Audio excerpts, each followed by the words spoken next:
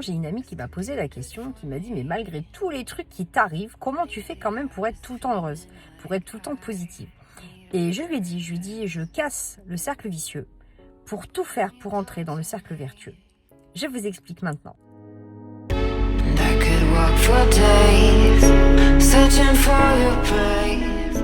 But is it Je lui ai répondu que je ne m'encroutais pas dans une vie qui ne m'allait pas. Si ça ne m'allait pas, je cassais les codes, je cassais les choses. Je lui ai dit que je refusais les choses qui m'abîmaient, que je refusais les choses qui ne me convenaient plus. Et je faisais toujours en sorte d'aller de l'avant. Même si c'était douloureux, parce que parfois tout changer, c'est très douloureux. Je ne m'arrête pas à cette douleur-là, parce que je sais que si je reste dans quelque chose qui ne va pas, je serai encore plus malheureuse. Donc je ne m'arrête pas à ça. Je lui ai dit que j'acceptais plus les comportements qui n'étaient pas acceptables, que les amis qui n'étaient pas des amis, ou les relations toxiques, les gens qui avaient des comportements qui, sans que ce soit forcément négatif, que ce soit pas des gens forcément eux qui sont pas bien, mais que des comportements qui ne me conviennent plus à moi, je sais dire stop. Et que parfois, mais s'il faut tout bousculer pour réussir à revenir à mes valeurs, pour revenir à ce qui est important pour moi, je n'hésiterai pas à le faire. Quitte à faire des vagues, parce que oui, les vagues, effectivement, c'est pas forcément agréable. Derrière les nuages, il y a toujours le soleil qui brille. Et je garde en tête que ce soleil-là, il est toujours là. Il suffit juste d'aller le chercher. Il suffit juste d'apprendre à passer les rouleaux sans s'asphyxier, puis de conserver la force en nous pour aller vers de nouveaux horizons s'il le faut. Vers de nouveaux horizons qui me conviennent mieux. J'essaye évidemment de faire souffrir personne, mais ne faire souffrir personne, ce n'est pas compatible avec le fait de me faire souffrir moi pour faire passer les autres avant. L'amour inconditionnel que j'ai, il est avant tout envers moi-même. Cette amie qui est très chère à mon cœur, ça fait 2 ans qu'elle est avec un homme qui la maltraite. Elle reste avec. Elle me dit qu'elle l'aime. Ok. Il passe son temps à ne pas être aimable avec elle, à lui dire des choses dures. Il n'est pas câlin, il n'y a aucune tendresse entre eux. Il souffle le chaud, le froid, constamment. Il la déstabilise, en permanence, clairement. Elle ne sait plus sur quel pied danser, mais elle l'aime. Ok. Elle n'ose pas lui parler à cœur ouvert de ses problèmes, d'elle, de ce qu'elle pense, des choses essentielles pour elle. Parce qu'elle a toujours peur de faire des vagues, elle a toujours peur qu'il se fâche, qu'elle a toujours peur de son jugement, peur de ses réactions. Les échanges ne sont pas vraiment réciproques, c'est toujours lui et ses besoins qui passent avant tout. Mais elle comprend. Elle comprend son histoire, elle comprend son enfance, elle comprend qu'il souffre. Elle l'aime. D'accord.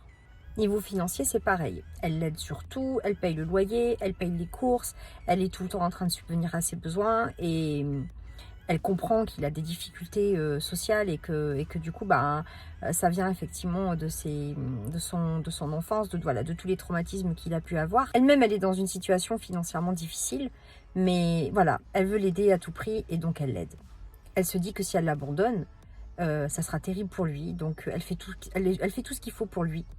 Elle l'aime. Ok. Ils n'ont quasi pas de relation amoureuse, parce que le sexe, c'est pas son truc à lui.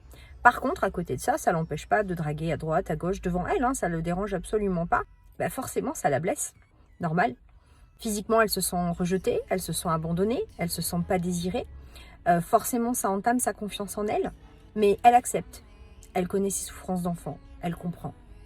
Elle a tellement d'empathie, elle a tellement d'amour, elle est tellement sensible que elle comprend tout. Mais puis elle l'aime, surtout, elle l'aime. Ok. Elle pense qu'avec le temps, il deviendra généreux, amoureux, à l'écoute. Quand tous ses problèmes seront terminés, quand il aura réglé tout ce qu'il a réglé, ils arriveront enfin à avoir une vie de couple heureuse. Quand il ira mieux, quand ceci, quand cela, si ça, si on fait ci, si on fait ça, si se passe ci, si se passe là. Elle aime beaucoup au conditionnel, beaucoup. Tant de conditions qui ne seront peut-être, sûrement même jamais réunies. Un jour, elle se dit qu'il ira mieux. Et qu'elle, par ricochet, elle ira mieux aussi. Elle l'aime, répète-t-elle sans arrêt, comme si c'était une raison suffisante, comme si c'était l'explication à tout en fait. C'est l'explication d'ailleurs, c'est la seule explication, elle l'aime. Elle pense qu'avec le temps, il deviendra celui que elle voit. Pas les autres, mais elle. Et elle se dit qu'avec le temps, il va devenir exactement ce qu'elle attend de lui. C'est-à-dire quelqu'un d'aimant, ce qu'elle voit au fond de lui, ce qu'elle pense voir au fond de lui. Elle pense qu'il viendra celui qu'elle attend. Alors, elle attend. Et en attendant, c'est elle qui se perd, qui est tirée vers le bas, qui souffre. C'est elle qui vit des choses difficiles, par compréhension, par amour.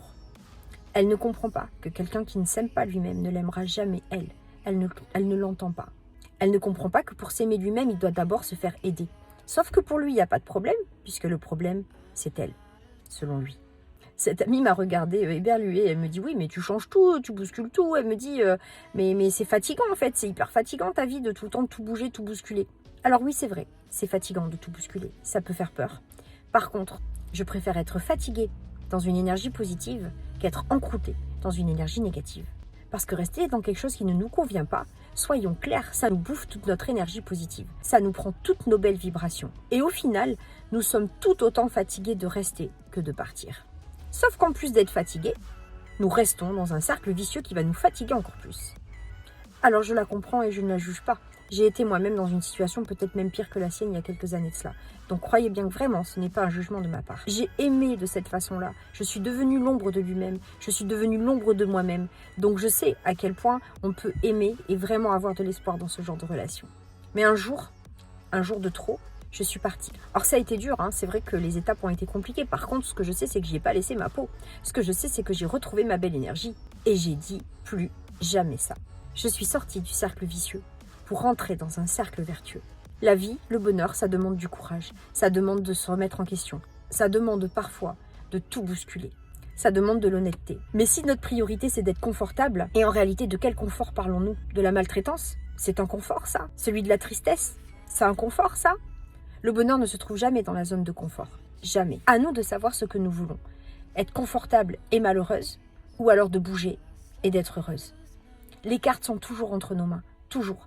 Même si ça peut sembler difficile, même si ça peut sembler violent, même si on peut avoir peur, et on a le droit d'avoir peur suivant les situations, on a le droit d'avoir peur. Mais vraiment, gardons ce super pouvoir de savoir que les cartes sont entre nos mains. Et vous vous reconnaissez dans cette situation? Vous avez le sentiment de tout faire passer pour lui, avant vous, de marcher sur des œufs en permanence, de faire attention à ce que vous dites, pour pas le blesser, pour pas le contrarier, pour pas avoir de crise, avoir le sentiment de ne pas pouvoir être pleinement vous-même, de partager vos peines, vos blessures, vos souffrances, vos soucis.